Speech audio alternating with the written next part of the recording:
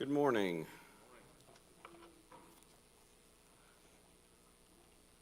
We are in Ecclesiastes,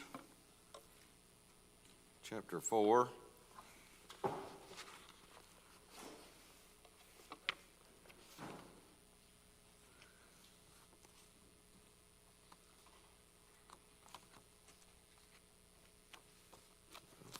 There we go. All right, Ecclesiastes chapter 4, and I'm going to try to do a better job with. I was looking. I didn't write it down for some reason, and I was looking back at last week's archived video to see where I left off because I thought I remembered, but I wasn't 100% sure. So I went back to look at that, and I noticed that when I go, it's something about the way I'm casting this. Sometimes it's cutting off the top part, so I'm trying to pull that up and just compare. Okay, I think it might be when I go like the full screen mode with that app.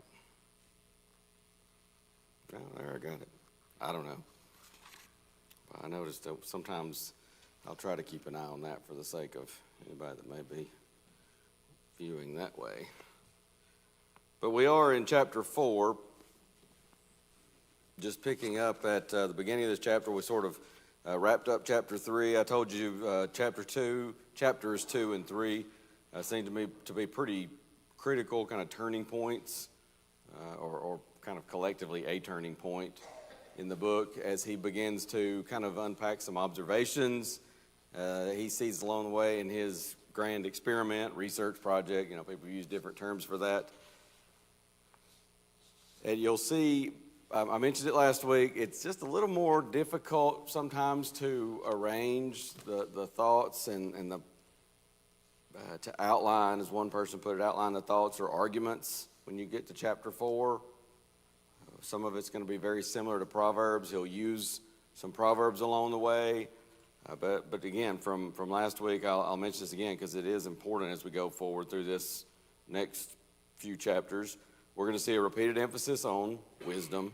We're going to see references to wealth in each section.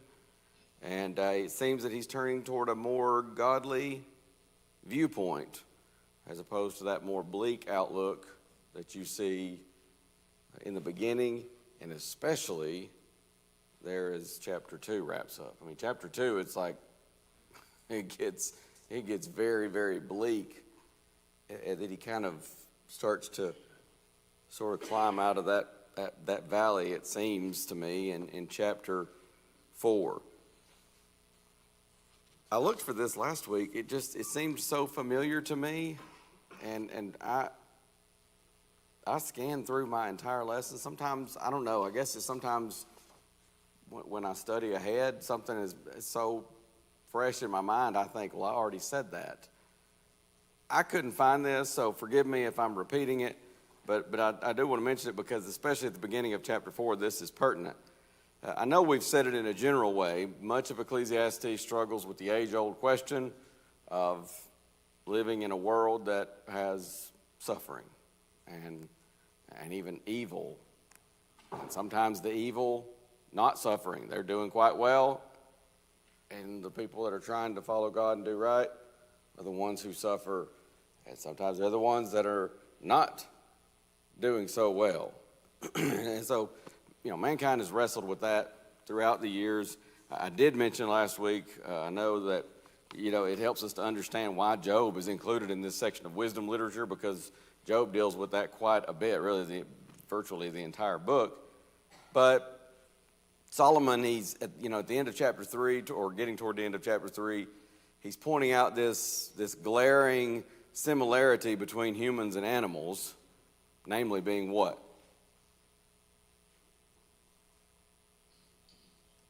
What happens to them both? They die. And don't mistake that for Solomon thinking, well, humans are just animals. We're just higher on the food chain. That's not what he's saying at all. But he is pointing out that, well, there is Just like an animal, they're on this earth for a time and then they're gone. And everything's left behind. So it is with humans. He understands that, at least it seems, even at this point, he understands, he'll reference the spirit of man. It's not that he thinks man and animals are equal, literally. But he's saying there's that glaring similarity. But there's also, well, there are also plenty of glaring differences. And we realize this.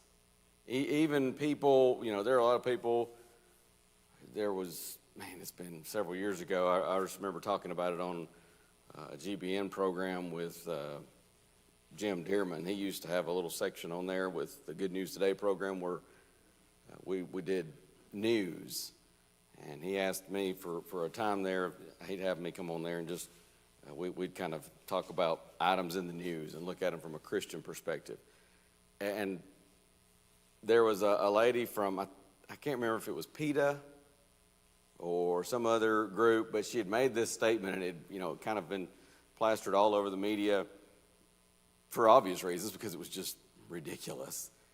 But she said, a boy is a horse, is a dog, is a rat, is a person. Something to that effect. That may not be an exact quote.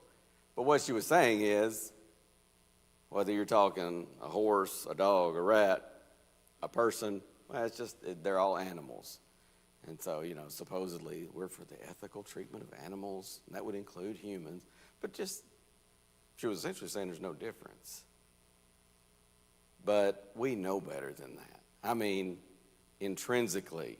And Stuart Tullis in his book on Ecclesiastes really brings this out well, I think. He talks about pesticides. We have a pest problem. You got ants in the yard. You can go out and you can put some kind of stuff on the anthill. Well, what are we doing? Well, we're killing them. Insects. It might be a mouse problem. It might be a rat problem. There's always tell folks there's a difference in a mouse and a rat, and sometimes you got a rat problem, and that's kind of next level. But what do we do? A lot of times we put out poison. See a cockroach. I don't know about y'all, but I'm not saying let's relocate this little fella. I relocate him to the trash can after I've smushed him. I hate cockroaches. But we get that.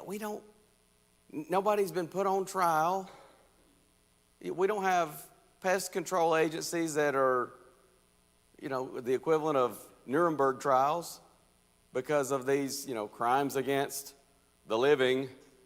I mean, just think about the genocide, the war you have waged on cockroaches, Mr. Cook of Cook's Pest Control, We know better than that. And we know it intrinsically. Some people may say, man's just evolved, this advanced animal in the animal kingdom. Yet, we have no issues with the research, prevention, destruction of viruses within the human body. Brother Tullis says in his book, if it's correct that man's just, an evolved, advanced amoeba or something, then Jonas Salk is nothing more than the Hitler of polio as opposed to a hero of medicine or a hero of mankind. When you think about that, some of this research is done to eradicate some of these viruses and diseases. So a lot of people will vocally argue against, this separation, this intrinsic separation between man and animals. People might vocally argue against that. There's something within us that rejects and knows better than to say, well, man's just an advanced animal. Something just intrinsically tells us that just doesn't seem quite right. And with good reason, because it's not quite right. The value of our lives, our efforts, in our lives, it far outweighs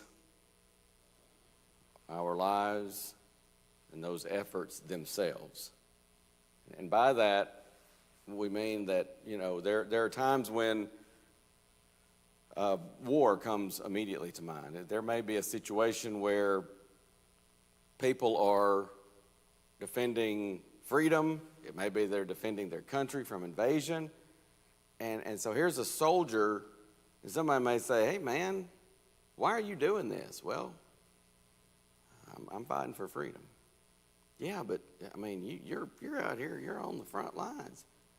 I mean, do y'all remember I don't know about remember, but maybe we've studied in history, World War II in particular. I knew several people growing up from my grandparents' generations close to their age who lied about their age so that they could sign up to go to war.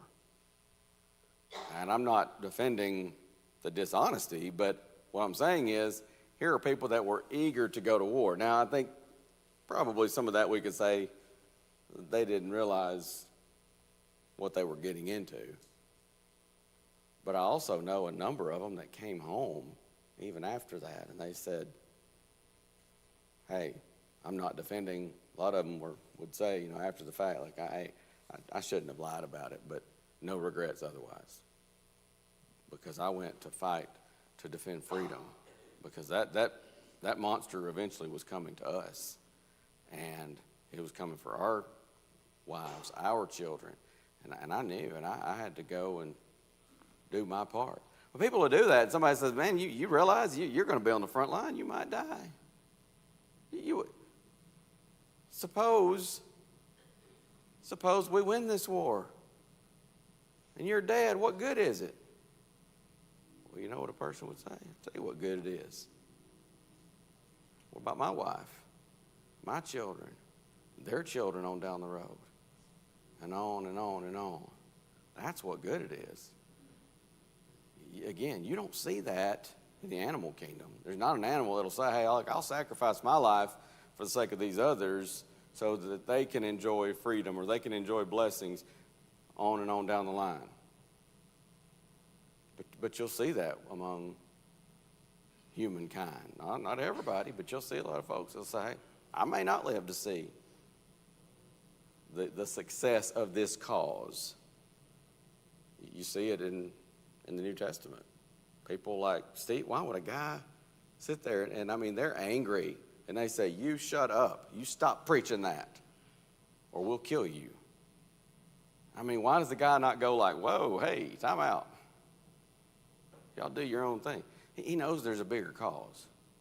We get that. And even on a smaller scale, I believe as Brother Tullis mentions in his book, planting an oak tree, caring for it. You're not going to live to see that thing full grown in its maturity and grandeur.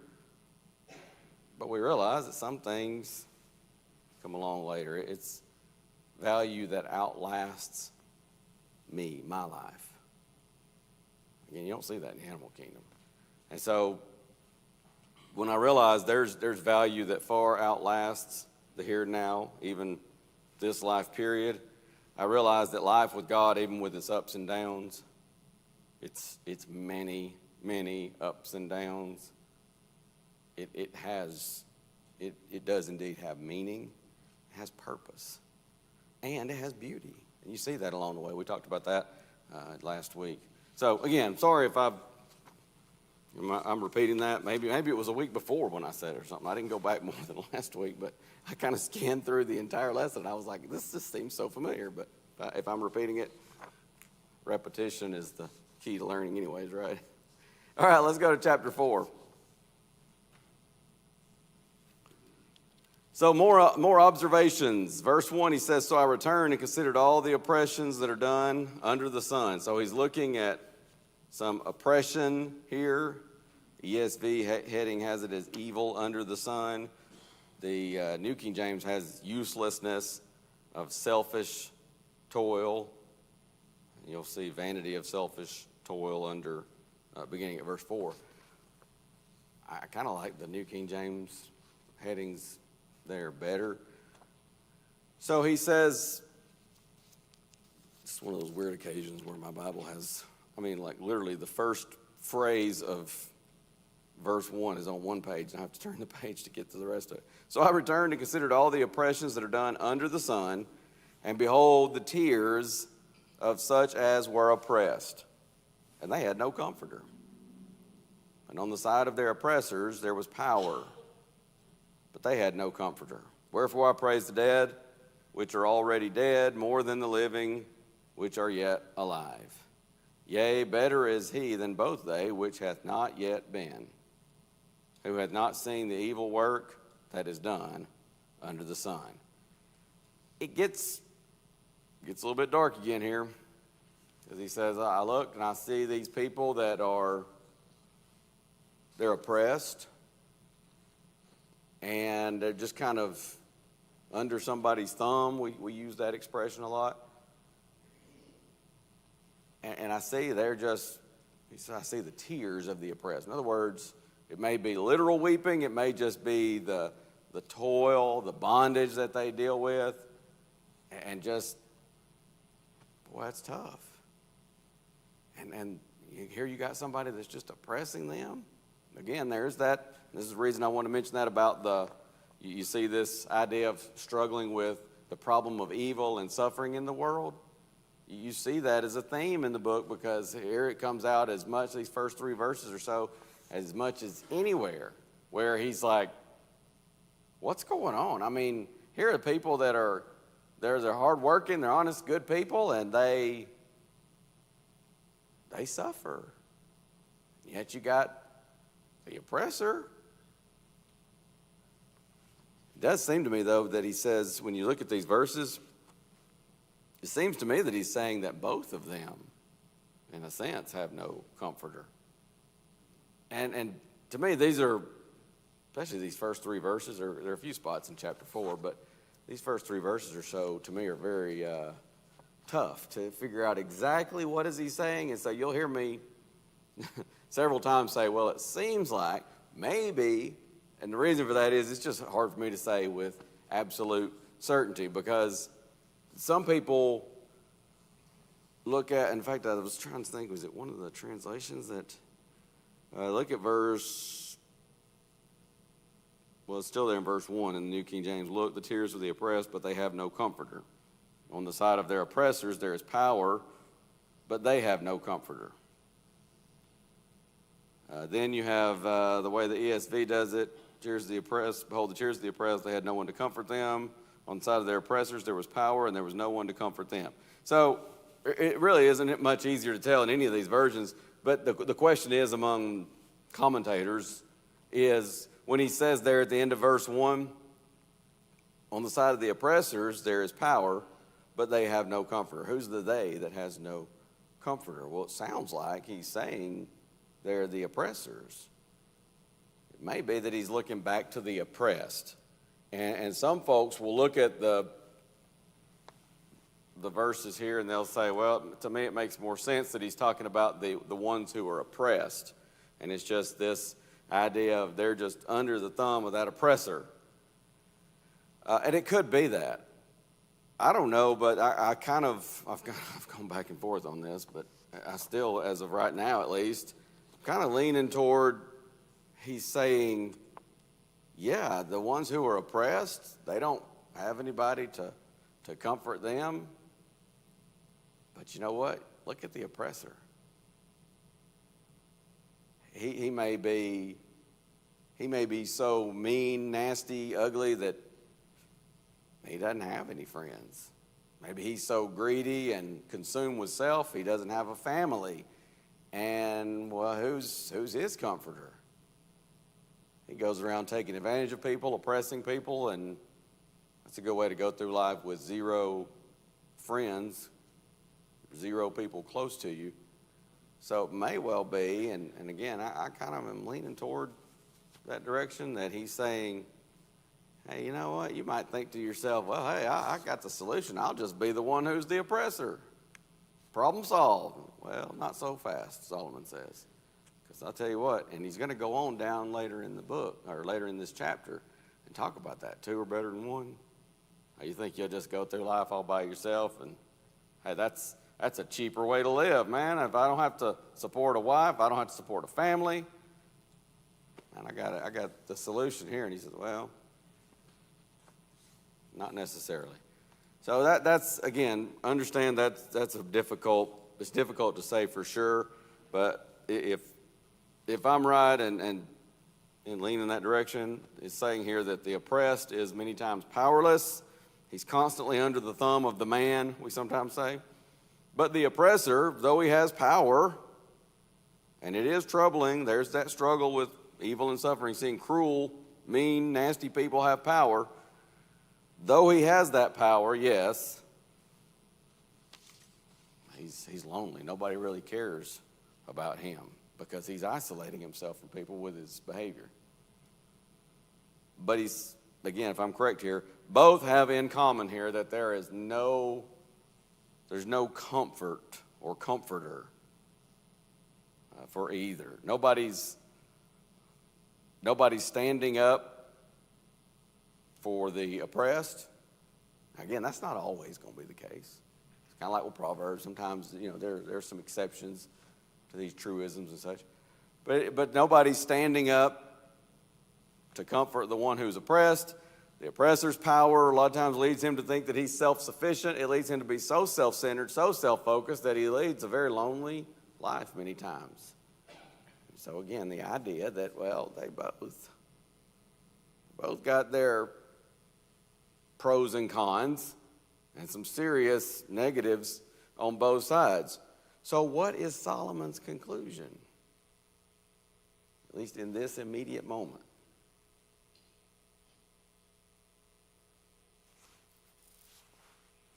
Based on verse 2.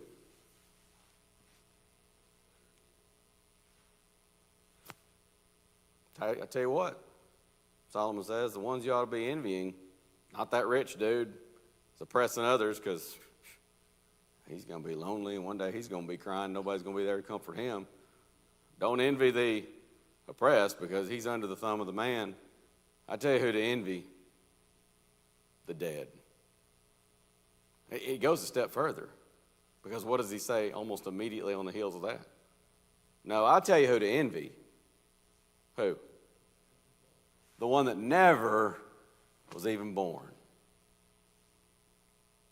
I mean, when you think about it, I can see where he goes there, right? I mean, that maybe even sometimes we've thought that. You go through life, you see unfairness, and sometimes even you're seeing, and logically, intellectually, well, I mean, this guy may be the oppressor, but I know that's kind of a lonely life too. It's like, well, you live on this side, there's all kind of problems. You live on that side, there's all kind of problems. Maybe you're just better off be dead. Hey, it's better off just never even be born. So, it seems to be that he's saying that's how it is everywhere. He sees this all around.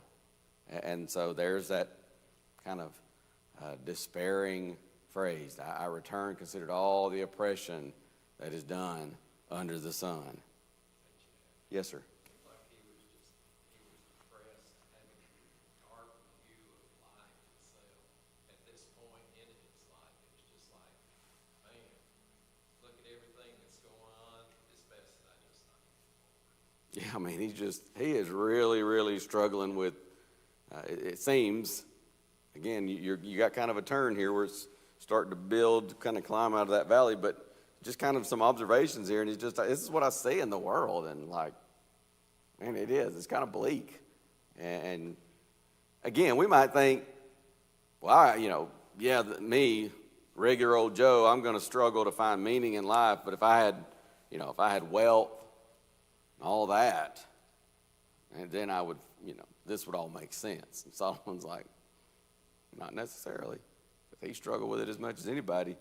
And so, where can we go to escape the inhumanities of society?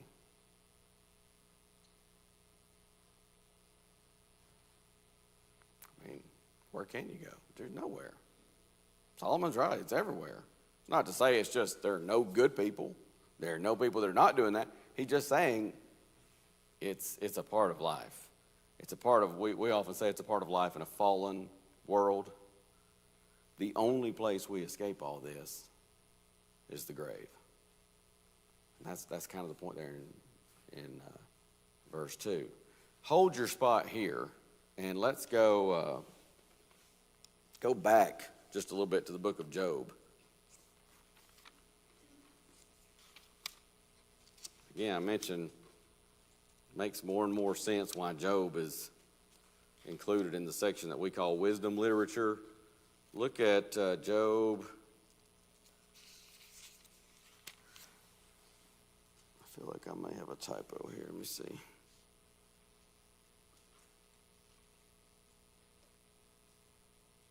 Let's look at chapter 3. We won't, there's a lot in here, but we'll look at just a couple of sections, one toward the beginning, one toward the end. So in Job chapter 3, now Solomon's looking at this because he sees a world filled with, you got the oppressor, and he's got the poor man under his thumb. You got the oppressor himself, who often is going to live a very lonely, friendless existence. With Job, of course, he's suffering himself. He's lost so many things. He is he's sick himself at this point. But a similar idea. You see, beginning in verse 1, after this, opened Job his mouth and cursed his day. What does that mean? The day of his birth, right? He's cursing the day of his birth. And so he says, beginning there in verse 3, let the day perish wherein I was born, and the night in which it was said, there's a man-child conceived. Let that day be darkness. Let not God regard it from above. Neither let the light shine upon it. And he goes on, let darkness and shadow of death stain it. Let a cloud dwell upon it. Let the blackness of the day terrify it. We're out here. You see somebody, you find out it's their birthday. Happy birthday. I hope it's a great day. And people, sometimes it's sometimes you'll see somebody put a note on Facebook or something. Thanks for all the birthday wishes. I had a great day. I had a meal with my family. I did this. I went out and did that. It was fun. Job saying, let the day be darkness. Shadow of death stain it. Cloud dwell upon it. Blackness of the day terrify it. Well, I have an idea. If we were in Job's shoes, we might just feel the same, right? And if you've ever had a birthday where something bad happened on that day, or maybe right before it, right after, sometimes it kind of makes you feel like you can identify with Job. As for that night, let darkness seize upon it. Let it not be joined unto the days of the year. Let it not come into the number of months. That's verse 6. He just, on and on he goes. Drop down to verse 20. I have a heading in my Bible here, Job asking the question, why live a life of anguish? Wherefore is light given to him that is in misery, and life unto the bitter in soul, which long for death, but it cometh not, and dig for it more than for hid treasures. Here's a person, he's using a metaphor of digging for treasure, but he's not longing for treasure. He's looking and longing to die because he's miserable. Which rejoice, verse 22, exceedingly, and are glad when they can find the grave. And that's, it's depressing, right? But who can't relate to that at some point?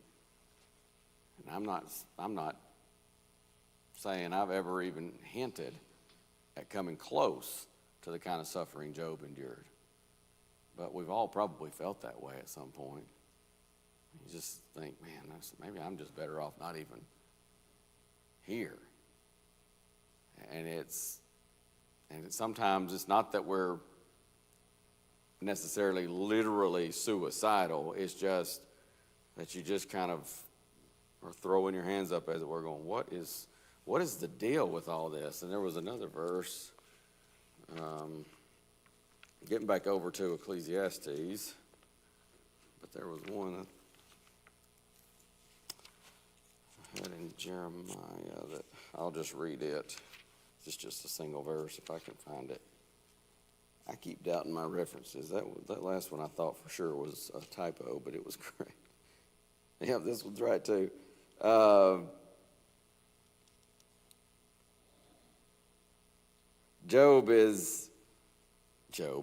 Jeremiah is, he's been imprisoned, and this is another one that I wish that we had more time to just look at more context. But anyway, Jeremiah he's imprisoned, and he begins to talk about cursed be the day wherein I was born. He says that in verse 14 of Jeremiah 20. Let not the day wherein my mother bare me be blessed. Cursed be the man who brought tidings to my father, saying, a man-child is born unto thee. And then he goes on and he says, just the end of the chapter, verse 18, wherefore came I forth out of the womb to see labor and sorrow, that my days should be consumed with shame. And so that's kind of, again, just all that's just to say, this is not just a Solomon problem. You see it in a situation with Job, dealing with health problems. He's lost so much, physical loss of family members. His wife's even told him, just curse God and die. So in a sense, he's lost her. And so you see that. You got Jeremiah, who's suffering just simply for preaching the word of God. You know, this is a problem. And he says, there's nowhere you can go to escape it. The only place to go to escape it is the grave, which is only partially true. I guess in a sense you've escaped it there, but really the only place to go to escape it is heaven. And that's so much of Scripture. And we would do well to let some of these thoughts of misery just resonate and bounce around in our minds and dwell in our minds, not to depress us, but to motivate us. That, yeah, you live in a fallen world, and you're going to look around at any given time, and you're going to see there are people that are oppressed, there are people taking advantage of others, and even the people that take advantage of others, what you find out so often when the layers are peeled back is they're pretty miserable at the core as well, and lonely and longing for something. So what's the solution? Death? Well, death is not itself a solution for anything, because we don't cease to exist. There's only one place you can go to get away from all this, because there's only one being who will always deal right, fair, just, and that's God. And so we often sing, this world is not my home. I'm just a passing through. Home with God is the only true escape, for God alone is all good and all righteous. All right, so let's go into verses 4 through 6. Yes, sir. Oh, sorry.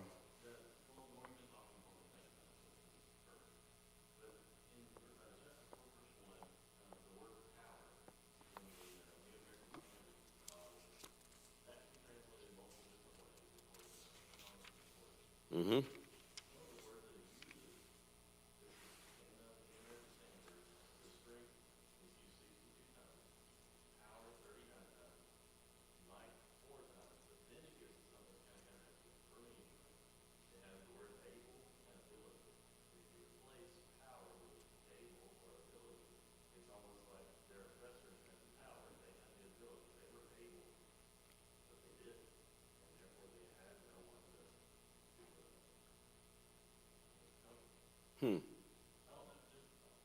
Yeah, and Hebrew words are like that sometimes. Like, sometimes you look up a Hebrew word in a lexicon and it's like 14 different possibilities, and sometimes they're not. Some of them are not even that close together, like as far as, yeah, I mean, it's wild, and that, I don't know, it's just something about, I've never studied Hebrew in depth, and so I'm sure a lot of that, probably 90% of that's context, you know, you got to look at. But yeah, and that is interesting to think, power or ability, and you can see there is some similarity there with those words. But yeah, on the part of the oppressors, here's ability, no comforter. So yeah, right. And that may be, like I said, it's kind of hard to tell for sure. It may be that really he's not even looking at the oppressors as far as they're having a comfort or not, but he's focusing on the ones who are oppressed. And I mean, again, we see that in life. And it may be that later on down here in the chapter, it might be the one that's focusing more on that one who's successful, and he might be potentially or in reality the oppressor.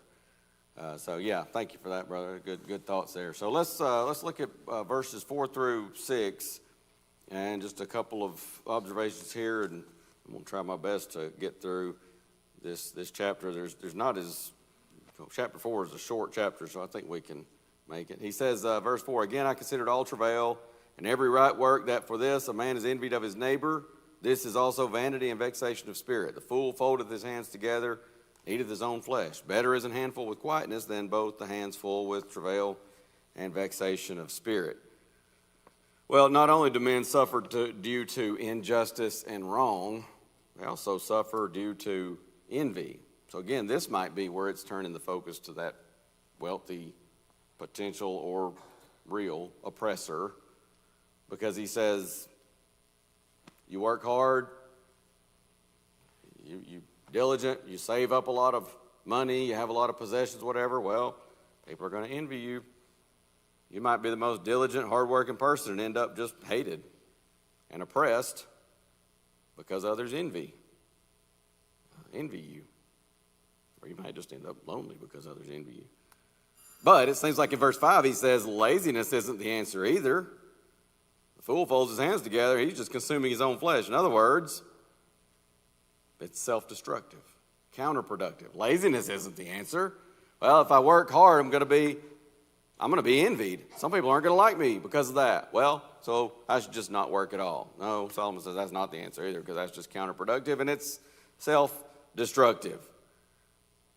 Verse 6, the question is, again, commentators are divided. Are these the words of the lazy man where he says, well, better to have just a little handful with quietness than have both the hands full with all that trouble that comes with it?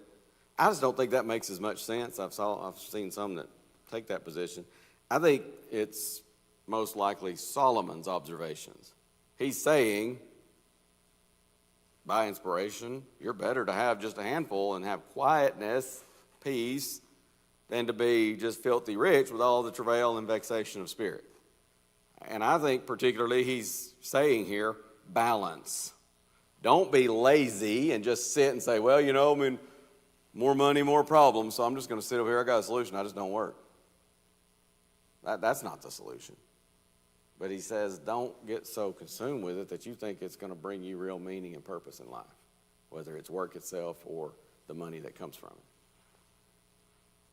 That to me makes the most sense. All right, verses 7 through 12, he says, I returned, saw vanity under the sun. There's one alone, not a second. Yea, he hath neither child nor brother. Yet is there no end of all his labor. Neither is his eye satisfied with riches. Neither saith he, for whom do I labor and bereave my soul of good? This is also vanity. Yea, it is a sore travail. Two are better than one, because they have a good reward for their labor. For if they fall, the one will lift up his fellow. But woe unto him that is alone when he falleth, for he hath not another to help him up. Again, sorry, I didn't move my. He says, again, if two lie together, then they have heat. But how can one be warm alone? And if one prevail against him, two shall withstand him, and a threefold cord is not quickly broken. He's dealing here, and we will stop here because I realize I got more to say on 13 through 16, so we'll just have to pick up with that, God willing, next week. But he's dealing here in 7 through 12 with, I just realized that it's not moving, is it? Kind of froze on me. I don't know what happened there. Anyway, 7 through 12, he's dealing with one who is just, as I think it's Adam Clark that says it, the center of his own existence. No wife, no child, no legal heir, yet he pursues wealth as if he had the largest number in the world to provide for. Deprives himself of good. You see this in the wording of the King James. Where is it? For whom do I toil and deprive myself of good? He's not even enjoying the fruits of his own labor. He doesn't have a wife or children, so you'd think, man, I mean, he's got all that. He'd just take some time out for himself to enjoy it. No, he's just constantly stockpiling, hoarding his wealth. He's just depriving himself even of good, not enjoying those comforts. And then 9 through 12, he explains why marriage, family, and or companionship in life are far preferable to that of verse 8. He's not saying you can't be happy unless you're married, or you can't be happy unless you have children. That's not the point here. It's not to say that, well, if you live a single life, you just bless your heart, you're just not going to be happy. Single folks still have relatives. They still have close friends, or they can. But the point here in these verses is life is all about relationships. If you miss that, your life is lacking. One fellow said, the older I get, the more I learn. The most important things in life, they aren't things at all. It's relationships, people. But if I work, I'm hoarding it, hanging on to it. I'm constantly looking askance at anybody that might, well, here's okay, and he's trying to be friends with me because he wants my money. He wants something. He's just trying to take advantage of me, trying to pretend to be my friend so he can get my money. And sometimes it just goes, does it remind you of somebody?